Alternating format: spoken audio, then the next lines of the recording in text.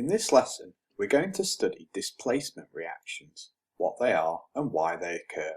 The theory behind displacement reactions is really very simple, but you do need to know your reactivity trends, particularly for groups 1, 2 and 7 to understand it. So if you need a refresher, here are the links to these videos.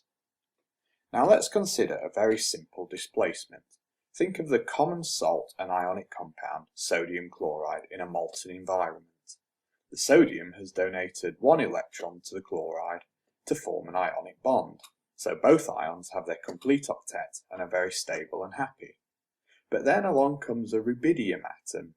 It's much higher in reactivity than the sodium, able to donate its outer shell electron much more easily and attracts the chloride far more.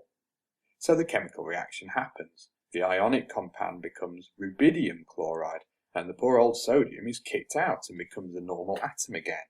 It has been displaced.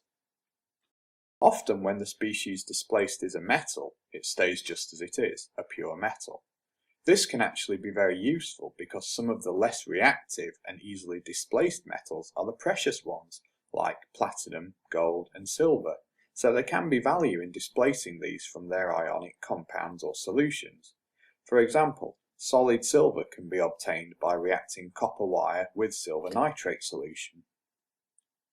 When quite a reactive metal is displaced, it will often try to react with other elements that happen to be around. Quite a lot of the time, that's oxygen from the air or hydroxide from water. Displacement reactions are often best studied by a solution chemistry, so let's look at what happens when a halide in solution is displaced. Here's some sodium iodide solution. In an ionic solution, like we have here, the iodide ions are colourless. Now we add some dark yellow aqueous bromine to the mix. It's going to turn dark brown, showing the presence of diatomic iodine. Now remember the reactivity of the halogens. When the iodine atoms are displaced by the bromine, they immediately seek stability and pair up with each other to create diatomic molecules. They don't try to react with any of the water molecules because energetically it's easier for them to covalently bond to each other, so both atoms can complete their octet. The reaction is this. Now here's some sodium chloride solution, and again we're going to add aqueous bromine. What will happen and what colour will the solution go? Not much is the answer.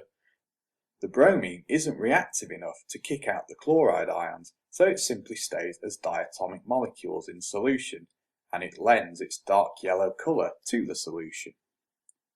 So why is it important to learn about displacement? Here's a real-life example. The thermite reaction is carried out by reacting iron oxide powder with pure aluminium powder. The reactants are mixed together and then reacted, often by using a piece of highly reactive magnesium ribbon and some magnesium powder.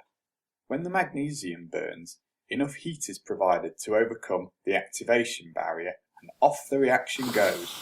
The more reactive aluminium displaces the iron from its oxide.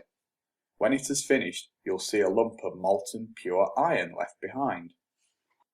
We used to rely on the thermite reaction when laying down lengths of railway track to fuse two pieces of track together, and in fact it is still used today to carry out repairs to existing railway lines.